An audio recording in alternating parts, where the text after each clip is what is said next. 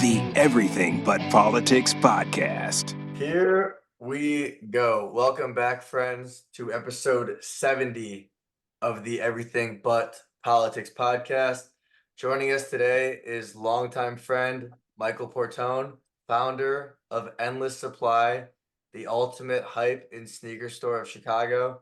Michael, we appreciate you joining our show. Yeah, I appreciate you guys having me. Thank you for the invite. Yeah, no doubt. Michael, I want to start this off by asking you a question. I don't know the last time you've talked about this, but what does the Air Yeezy 2 mean to you? Dude, that's a classic shoe. Air Yeezy 2. So I back in the day, another mutual friend of ours named Steven Jurich, we were reselling shoes, him and I, and he's my my best friend. And I take a lot of Steven's advice, and Steven is very, very has a ton of attention to detail. I'm sure if you guys even go golfing with him, he gets a little grass on his wedge, like he cleans it off immediately. So he's very detail oriented. And I remember Steven, when we got into sneakers, we were reselling, $200 shoes and selling them for $250, making $50, and then after shipping $15, we'd come home with $35, right? And I remember Steven telling me, the money is in the Yeezys, bro. Like, we got to get into Yeezys. And at the time, the only Yeezys that were ever available were Yeezy 1s and Yeezy 2s.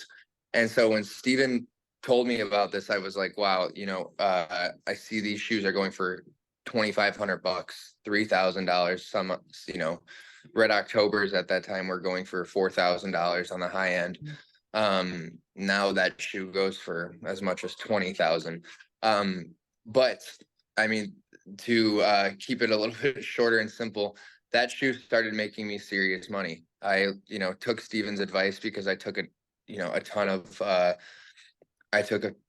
of his influence into how I ran my business, and I started buying Yeezy 2s.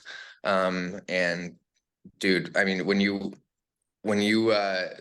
talk about that shoe, you also bring me back like to 2015, 2016 time, where StockX didn't exist, GOAT didn't exist. So many of these, eBay was the only platform for you to sell items to another person in another state, rather than Instagram was just becoming a thing.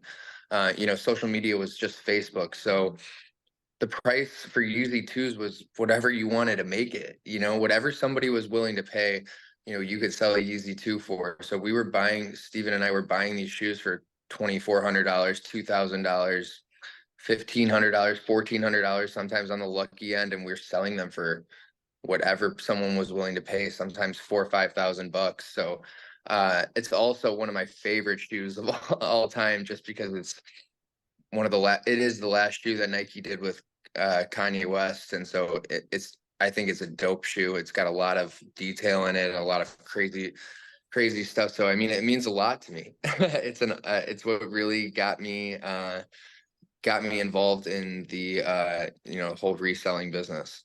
Wait, so you get your hands on these shoes, and then you're starting to resell and get involved in the industry and make connections. How did it lead to, I mean, obviously where you are now, but when this is like early 2010s, where did this lead you? Obviously, you graduated high school what year? 2015. Yeah. So 2015, is that when it really took off, or was it like more 14, 13 with this shoe? Yeah. I mean, dude, so I loved I started getting into shoes like, early on in high school, like freshman year of high school. So that was 2011. And it was just a hobby at the time. Like, I was doing it for myself. I was buying shoes and selling out of my own collection to buy more of my own collection. And then I really just started to realize that, I can always get them back no matter what. You can always buy them back. There's so many out there, and so many other collectors out there. And I just realized, like, whatever I sold, I could always get back as long as I made money on it. that was something that you couldn't always do. Sometimes shoes would start to, lose value, or just like LeBron James, his shoes, they haven't resold since that boom in 2015, really resold, like every single pair that came out doing better, or reselling for more. They're just basketball shoes now again.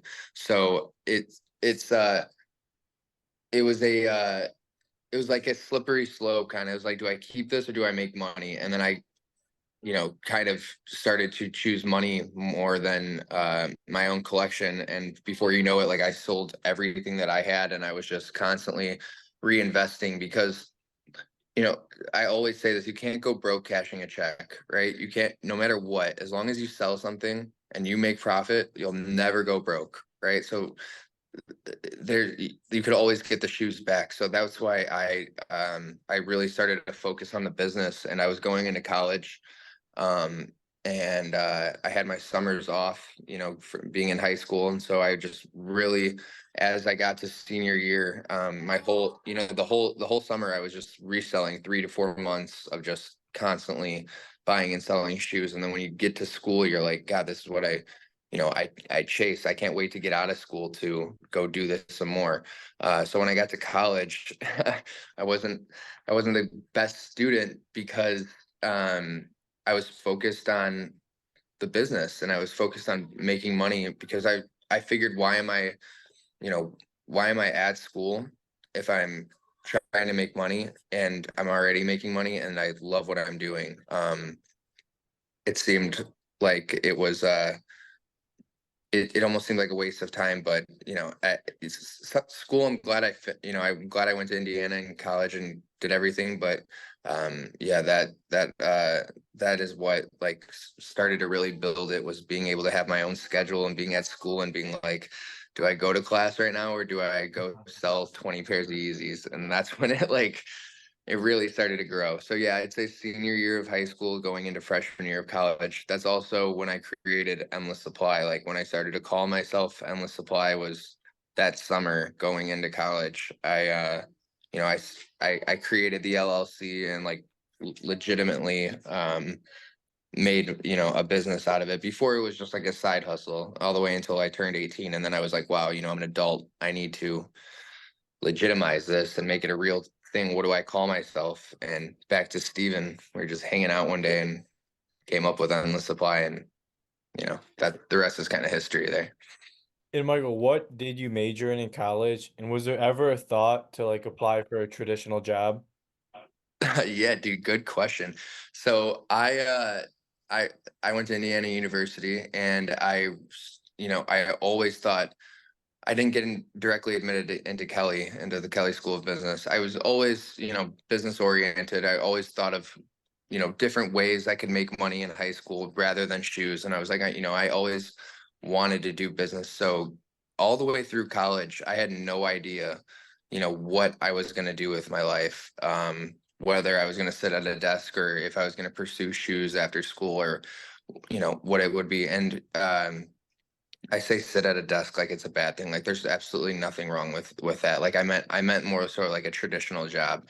Um, and I ended up, going to IU, like I said, after high school, and thinking, oh, I'm going to get into Kelly. Like, I'm not directly admitted. I'll get into business school, and then I'm going to go into, finance or something like that. And like all my friends, just following the path of my friends, my frat brothers and stuff like that, and listening to them. And, I was always behind. Like, I was constantly behind in school, and I never ended up getting into Kelly. I ended up going into, I think they changed the name now, but I was in SPIA.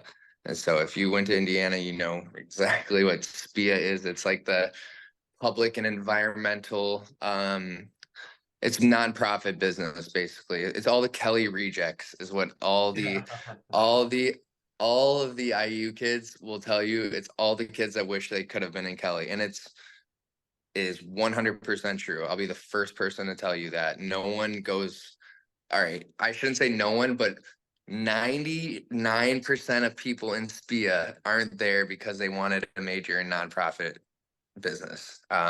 You kind of just get get thrown in there, because when you're at school and you're at Indiana and you don't get into Kelly after your freshman year, they tell you like, look, 70% or 80% of the kids, dude, it might even be higher. The statistic might even be higher, of SPIA kids get into like some of the same jobs that Kelly kids get into, and they get in, you get into the business sector, and everything ends up almost the same for these kids, and you just go through life.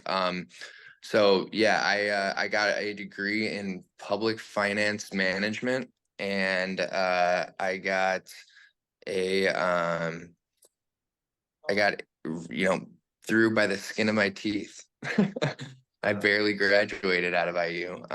But yeah, I always, right after I got out, finally, I make it sound like jail. Right after they set me free, I dude, I had no idea. I had no idea what I was gonna do at all, and that's when COVID had hit, and I was like, what, no one had a job, absolutely no. Yeah. All my friends that had just gotten their, their big corporate jobs and stuff were now at home. Everybody was home, so I was kind of, pushed back, and I was still selling shoes because I still had the business, and I was still online and doing everything, and that's when it kind of really cemented that why not take the risk, and instead of applying for jobs after I graduated, I was like, rent in Chicago is insanely low. There's riots. It was absolutely insane. And nobody wanted to open up a sneaker store.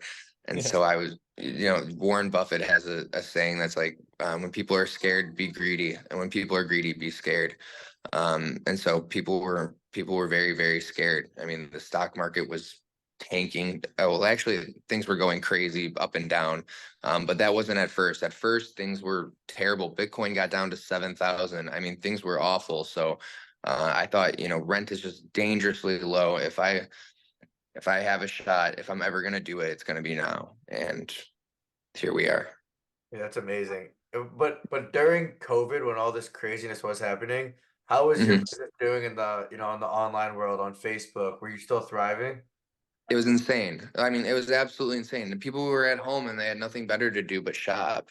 I mean, not only that, but like you also were on your phone 24/7. So you were just absorbing content constantly. I mean, that was the birth of TikTok, was during COVID.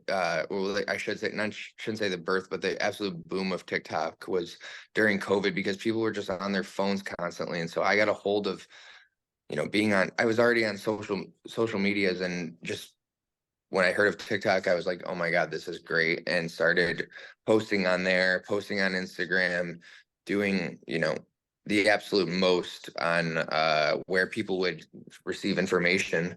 And that was everybody's cell phone. So I just, I started posting tons of content, and that's when it really started to escalate. So it was more so on social media than I would say on my website, so to speak. Like, we would get Instagram orders more than we would get orders on our website. But that ended up, that's when I got my first employee and started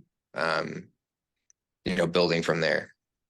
And how, in terms of your business growing, how impactful do you think the stimmy checks were? Um, Dude, that's a good question. I think I think the stimmies were nuts. They were definitely wild. But what I think was crazier was like all the scams that were going along with them. That were like, people were getting like, I saw pictures on Instagram of people getting 12 to 15 of them in their hand, and they're like spreading them like it's, $100 bills. Like, so I think that was what was really nuts. So yeah, I think that, I mean, dude, it was an insane time. So many people had money. Yeah, it helped a lot. And Michael, what year did you start your Facebook group, Endless Supply? Um, that started, yeah, like right around like 2015, right Yeah. when I made the business of an official business. I created it on on on Facebook. So Facebook is where I got, my my start to everything. I mean, I started buying and selling shoes, like I told you guys, and then would sell them on eBay because that was the only platform.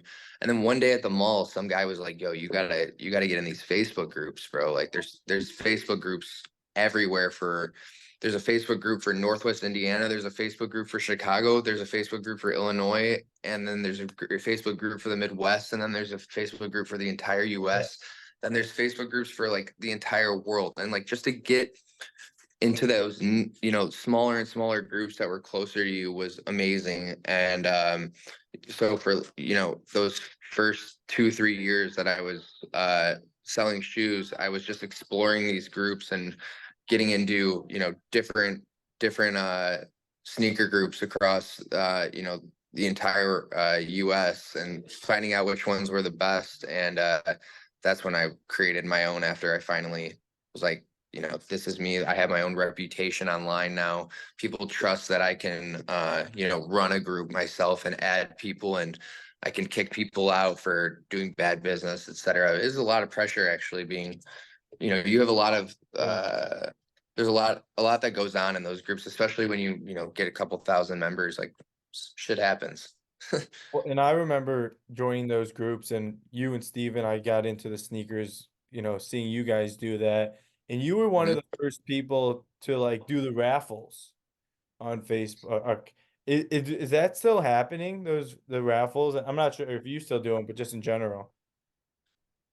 Yeah, I mean, they happen for sure. They happen all over. I had done a few of those. After I had really started to create the business and it became legit, I strayed away from those, and actually don't don't promote or want anybody to think like that's a good idea to do, because it is illegal, and you can get in trouble for that for sure.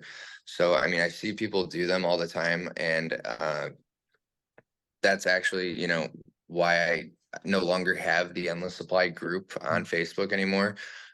We had stuff that I had posted when I was a minor, like when I was under 18, doing stuff in there, and I just decided to just delete the group as a whole, and it's no longer active on Facebook, because Facebook's also changed a lot, and Instagram's the new mode to everything. But yeah, the raffles definitely still happen. It's a crazy way to buy and sell and trade shoes.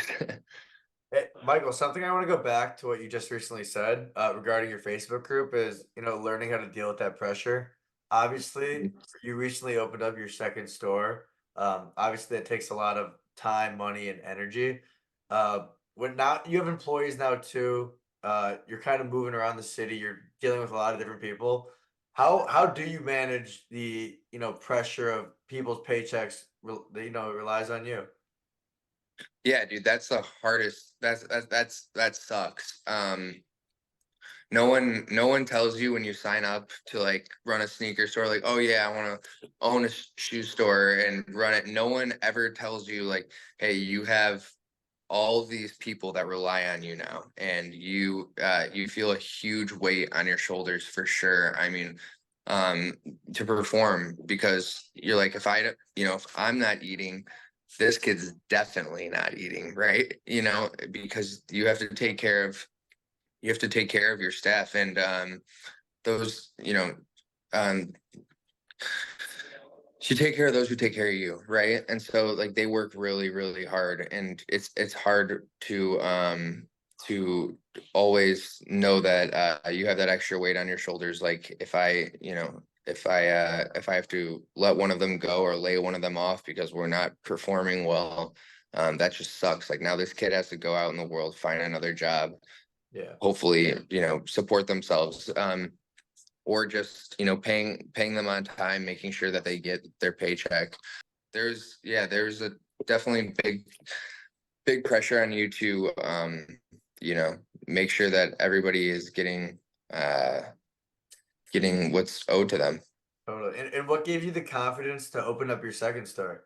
So Dude, the second store I kind of was forced into by just overflowing the first one. The first one, we're named Endless Supply, right? So it's like the name is just it constantly, that adds so much pressure to me too, because we have size small, medium, XL, XXL. It's like, dude, where's the large? Like, we got to get a large. And so like you constantly have to have every size, or just in shoes, it goes from 4 to 13, and we don't have a 5.5. It's like, you got to have a 5.5. And so we were getting, we had our best seller, too, was like Panda Dunks for a long time.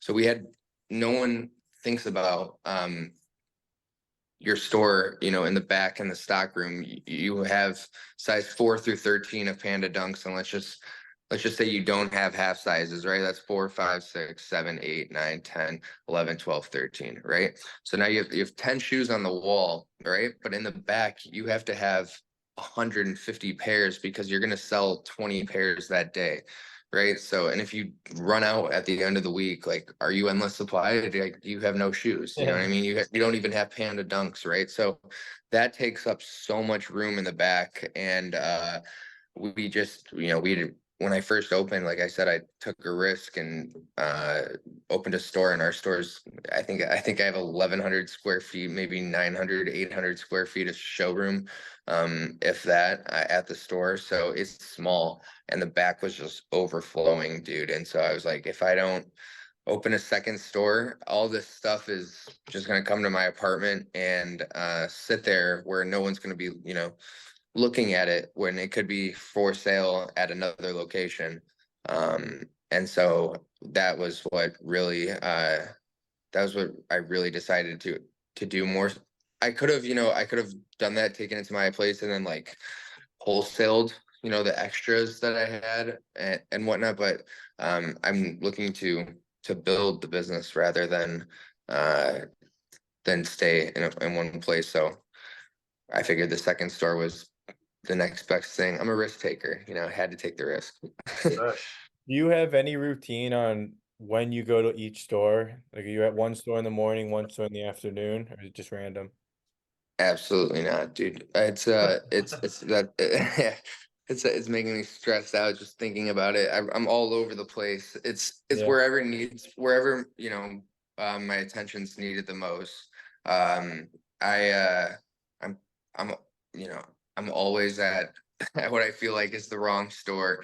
I'll be at River North, and then someone will say like, oh, uh, geez, who walked in the other day? Suicide Boys just got here at Wicker Park, and it's like, okay, I'll be there in 10 minutes. And then it's like, oh, don't worry, they just left. And it's like, dude, I'm 3 blocks away. I just Yeah. sped here, and it's like, oh, don't worry, they're gone. And then as I'm leaving to turn around, the River North Star will call me and be like, the Bulls just popped in. It's like, dude, so like that stuff it's like that stuff happens all the time, every single day. And so I'm always where I try to think I can be needed the most, and I'm constantly going back and forth. And I'm the buyer, and the whole main thing of Endless Supply, everything goes through me. So if somebody has shoes and, I don't know, let's just, for example, like Gurnee, Illinois, or something like Yeah. that. I gotta go jump in my car for an hour, get out there, get the shoes, pay for them, drive them back to the stores, divide them up, from Wicker, then drive it over to River North. So it's just wherever needs me the most, I'm there. Well, let's talk about some of like the celebrities that have been in your stores. You've had a lot of cool people from NBA, NFL, music stars. Who was kind of the first like guy that you can remember that walked in your store and you were like, "Holy shit, look who's here." Yeah, dude, I mean, I'm sure you saw me smile immediately when you bring that up, because that's Yeah. like every time one of them, I say one of them, as I mean, one of the famous people. Anytime somebody famous walks in, I just can't believe it every time. It's like, why are they in my store? And it's so crazy. But the first person was like Ski Mask, the Slump God came, um, and I was like beside myself just because I hadn't talked to him. I hadn't like, I shoot DMs out to everybody on Instagram, and Yeah. you just see a black, SUV pull up, and then this dude gets out with chains, and you're like, is that ski mask of some kind? And then like, he comes in your store, and I'm like, how'd you hear about me? And he's like, oh, my buddy told me about this store.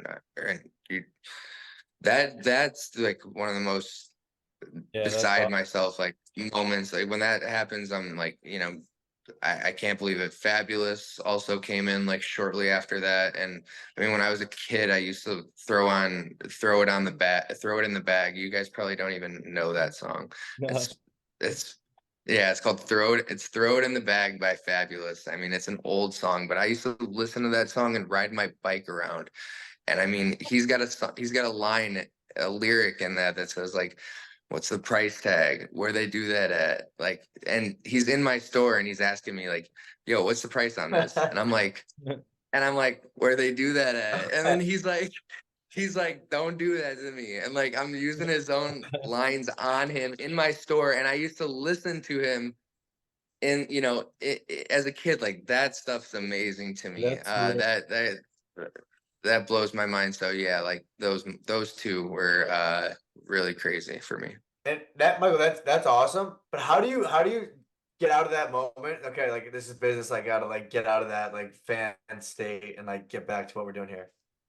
Yeah, totally. So right when I opened Endless Supply, I always said to my employees, I was like, look, when they come, if somebody comes one day, like, somebody famous, do not glaze. Do not get, just yeah. absolutely worked up about them.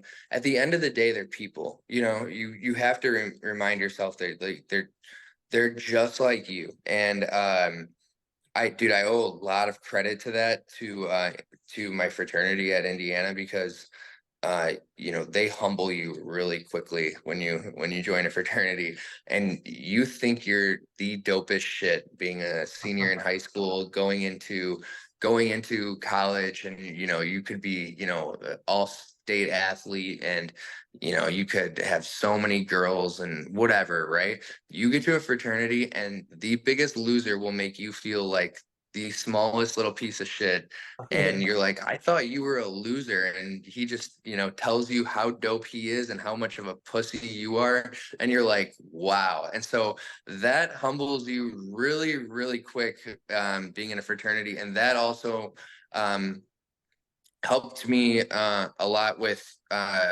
respecting people and knowing that they're just people at the end of the day, and you need to talk to people with the same cadence that you talk to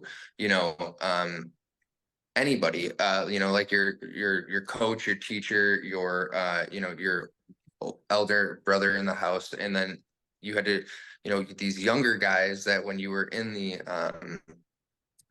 fraternity, like they, were no longer your pledges, and then you had to show them the same respect because they worked hard to get there. I kind of, you learn a lot of respect and how to talk in front of 80 plus people all the time. And you get a lot of confidence, I should say. All that fraternity stuff that I just explained, I think really helped with my confidence. I used to be afraid to talk in front of 25 kids, in speech class in high school. You're like the cool kid at school, and then you get nervous to talk in front of a speech class of 25 people, but like 5 minutes ago you were making fun of your buddy, and laughing in the back of the class. Like that does not show confidence. That's immaturity in my opinion. So when I got to school, they like beat you down, and then they really bring you up to be a respectful person. And I think that helped me so much with athletes and stuff like that come in the store, because you just talk to them. You ask them questions that they don't want to be asked. I'm sorry, let me backtrack that. People usually ask them questions that they don't want to be asked, right? Like, oh, if a basketball player came in last night, like, oh, dude, tough loss last night, or dude, even talking about the game or stuff like that, like, oh, I saw you put up 30 last night. That was crazy, bro. Great game. I love watching you. Like, dude, like, you guys have jobs, regular jobs. Do you want to talk about your job at home? Even though it's a sport and they love it, and it's their passion and stuff, they're constantly living and breathing that stuff. So when they come in my store, I'd be like, I'd be like, where are you getting dinner tonight? or some shit like that. And then they'd be like, oh, I'm getting Italian food. And I'd be like, oh, that's fire. Like, you got to get this. Like, if it was a restaurant I've been to, and just talk about something else. And dude, that brings people's guard down a lot, and it helps you, Yeah. yourself, with, yourself settling in and being comfortable. And you're like, oh yeah, they are just a regular person. Like, they do like Italian food and stuff like that, and you just get to go. Yeah, and I like how you make that comment about the organicness, if you will, with these situations. And after watching through your vlogs, you can see that organicness and just like the chill persona you have in the store. It's no uptight energy, just kind of, going about your day, ready for whoever walks in. Um, Speaking on those vlogs and the content you've been able to put out these last few years, how has that impacted your business? Dude, that stuff's huge. It's so hard, man. It's so hard. That's the hardest stuff. Like, I applaud you guys right now. It's Tuesday night and you're taking time out to interview me to make content for this. And, I think that's, that in itself is a big sacrifice, because content sometimes is not always fun to do. It costs money, and it's you got to have a lot of people, a lot of your ducks in a row, so to speak, and you have to have content for content. You know what I mean? You actually have to have uh cool stuff going on. So that definitely impacts your business a ton. People like seeing people they can relate to. So YouTube, dude, is so tough. We're still trying our best to work on that, and you just have to really have. There's so many great YouTubers. You just really have to have a lot of quality content and push it out, on a consistent scale. On TikTok, you can just shit post all day and something will go viral eventually. You know what I mean? And Yeah. so same kind of with Instagram Reels. Like, you can just shit post on there and post stuff that's cool, and then somebody will watch it, 500,000 times and send it to people, and that grows. So it just you have to know how to play the social medias, and helps a ton. Yeah, we're still learning, obviously. We've definitely found YouTube and Twitter are the hardest to continue to grow, whereas Meta is a little more user friendly. Yeah, I don't even bother with Twitter, dude. I don't even post anything like really endless supply related. I don't even post on Twitter. I've never been a Twitter fan. I don't know why. My friends love Twitter and they always talk about it, and how they get real-time news and stuff from there. But I don't know why I just never use Twitter, never even on my personal Twitter. Like, I don't know. I think I never liked it, but um yeah, Facebook, Instagram, TikTok, you can really grow. YouTube's insanely hard because you have people that nobody wants to hit the subscribe button on YouTube. That's the hardest thing. No one wants to subscribe, because, and if you do get a subscriber, they're loyal. Like, they don't unsubscribe. You know what I mean? Like, they stick with those people that they subscribe to, because it's like that culture. It's like the YouTube culture. And then once you grow people, and like, you see how they talk to each other on YouTube too. They'll be like, what's up? Like, if YouTube, like, they have a family, you know what I mean? Like, a name on there. They have a schedule of a time they post. It's like TV shows on YouTube Yeah, almost. yeah, it It's is. tough. Well, and I Yeah. watched, speaking of YouTube, I watched the Falcons episode you did with the Blog 3, I think it was. And Yeah. where did you get that idea to like get a hotel room and invite these players that are coming for the Bears home game? Dude, I 100%, and I tell everybody this, I 100% stole it from Mott's Benson, Showroom LA. I shout him out every time I get a chance. Mott's Benson at Showroom LA is a dog. This kid is insane. If you think you think I sell shoes, like, I'll shout out Mott's. He's one of the only people in the entire world that deserves a shout out. I would never, ever, ever give any other store but Endless Supply credit, but Showroom LA is insane. This kid Mats is a dog. I 100% stole the idea from him. He is in LA and he does this for Chargers home games and for The Rams. the Rams home games. And the interesting thing about that is every weekend there's a home game because they Yeah. don't always, one of them, is always away. So he always has a pop-up every weekend. He's got a pop-up to do. And I was following him and I just was amazed. And dude, but with anything, with any business, if you don't take inspiration and copy and see what somebody else is doing and do that for yourself, you're always going to be behind or you will lose. And anybody that says that they didn't take inspiration from anybody else or copy another business model or something like that is a liar. They're straight liars. So I will give all the flowers to Mats. I saw him doing it. And I will go as far to say that Mats had an employee named Gib, and Gib is a kid from Chicago. He happened to be in Chicago for a weekend. He stopped by my store, and I'd been talking to the showroom and just DMing back and forth with Mats, and I started to learn some of his staff, and this guy, Gib, was from Chicago, visiting Chicago, like I said, seeing his family, came by the store, and he was just talking to me, and I was like, dude, if you ever want a job, I would love to hire you. And I ended up, taking one of Motz's employees, I wouldn't say like taking, I shouldn't say taking, Gib and I had worked out a better, situation for him to move back home. He wanted to see his family more. And Motz, graciously let, Gib come over to Chicago and come work with us. And Gib helped me with a ton of stuff. So if it wasn't for Motz, Gib coming to Chicago and working with Endless Supply now, it would have probably never happened. But it was just the perfect storm. And like I said, I wanted a piece, and I was going to do, almost anything to, try and learn how he was doing this. Yeah, and I love the photos and the content of all those NFL players. It's very cool. Thank you, bro. I mean, sorry. That stuff's, I was just checking my battery life. That stuff's awesome. I mean, it's insane, but boy, is it a lot of work. Yeah, I'm sure.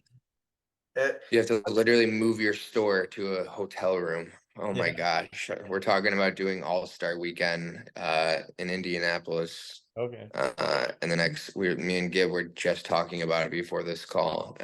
So that's middle of February, and I mean, we've done it in Indy before. We've brought stuff to Indy, but gosh, it's so much work. I'm sure. Michael, when you do these pop-ups, how long is something like how long does it take to set something like that up? And how long does it take to put the content together? To set it up, it takes like 4 or 5 hours. And then to put the content together, I mean, the content itself could happen at any time. We really have no idea. The football players all have a curfew at 10 p.m. So, I mean, we stop, working at 10 p.m. and then getting it out is like one of my biggest, I'm on that. Like getting the content, I want it ASAP because, I want to put it out there first. I want my followers to see, we're working with them right now. And reason being is because the next day, we play them. We're a Chicago store and we Yeah. play them. If you post the pictures and the content after, all the comments say like, fuck you at, whatever. I hope you guys fucking lose. Like, shit like that, because we're a Chicago based store. So we get a lot of shit in the comments, but beforehand, no one really thinks about that. They're just like, yo, this is dope. But after and during the game, there's so much shit talking in the comments. So like, I want the content, not only one, to post it and be like, look at what we just did. This was dope. And two, because I want to get it out before people start becoming, intoxicated and watching the game and shit posting on my posts. Yeah. And Michael, as you've become more deeply rooted in Chicago, why don't you tell us about your collaboration that took place with the United Center? We collabed a few times now. So the first time we collabed with J. Cole, and before the J. Cole concert, we had like, a bunch of shoes that people were taking pictures in front of, and some random person won a $500 gift card that just like posted it online and said that they were at the J. Cole shoe wall, basically. And that was really cool. And that kind of developed a relationship into working with John Mayer. And working with John Mayer was like uh next level. Like, think of your fame. My gosh, think of your most favorite celebrity, and John Mayer is bigger. Like, I'm telling you, he's bigger. Besides like Taylor Swift, right? But John Mayer is such a huge star, and you have no idea. So I never even got to like see him. I never got to see him, talk to him, nothing with that. But being able to work with his team and being on hand and being with the United Center was like unbelievable, especially being a John Mayer fan. So when working with him, he's a huge sneakerhead and he loves shoes. If you look him up, he's always wearing some funky shoe, especially Jordan 5s. He loves Jordan 5s. And so we I should say Derek at the United Center, one of the dudes that handles kind of the customer or the events relationships. Some people, when they go to these shows, like they might want 15 champagne bottles, you know what I mean? And like all these weird things, right? Like Derek's team is the one that handles all of that. And they also give like gifts to the performer, the artist, or whoever's there to like, give them a memory that they were in Chicago. So something like Post Malone, I remember they did like something custom for him, like a custom shield, and they had like the medieval times knights come and they like all drink beer together, and Post just loved it, you know what I mean? Just he's a kid in a candy store with like weird stuff like that, but they try to do something for the artist is what I'm getting at. And so John Mayer, big sneakerhead, they thought of me and they were like, yo, let's take some of his shoes or some of his songs and correlate them to shoes. So he's got a song called Daughters, a very famous song. And then there's a Kobe Bryant shoe that he released with his daughter Gigi. And so the left shoe says Kobe and the right shoe says Gigi.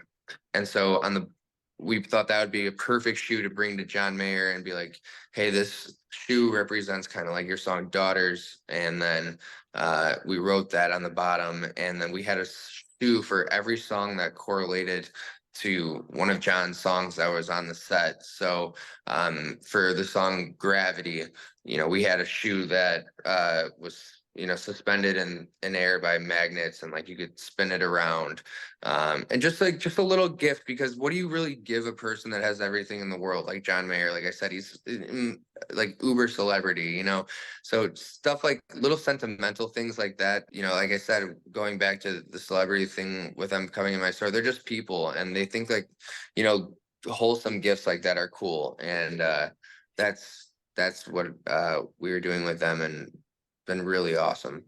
Yeah, it's amazing that at this point, being a kid from Munster, what you've been able to do in Chicago, working with United Center, obviously these basketball, football players, rappers. I mean, it is extremely impressive, Michael, what you've built in really a short amount of time. And it's obviously being on the outside looking into you've built and are doing, it's extremely impressive, and we commend everything you've done.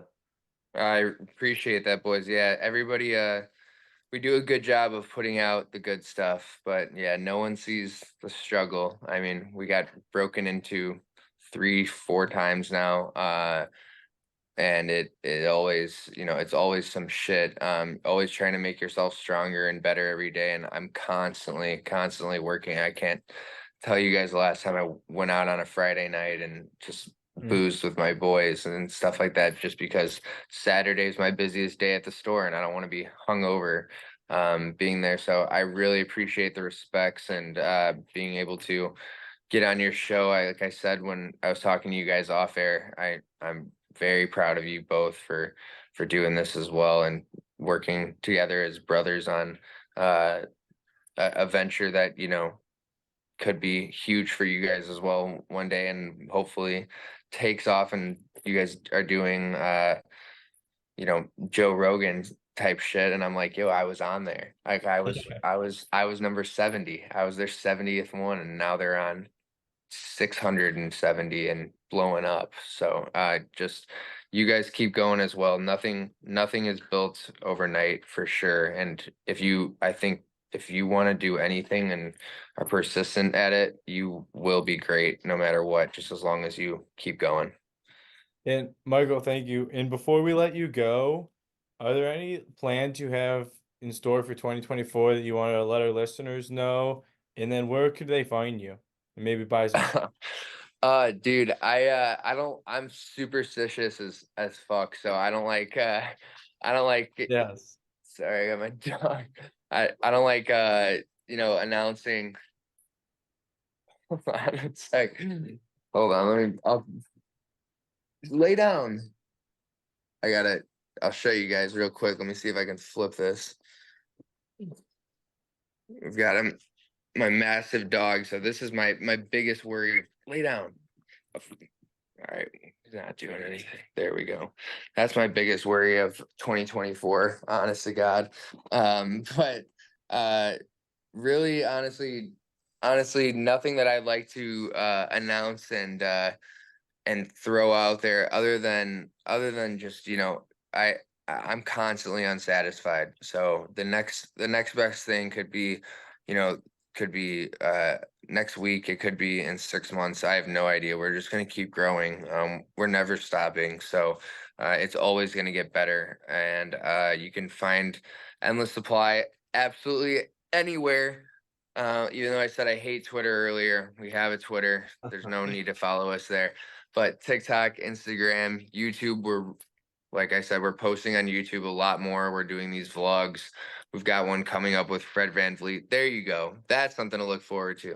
We've got a YouTube coming up with Fred Van Vliet and working with him. And he's a Chicago native, so he was really cool and awesome to work with.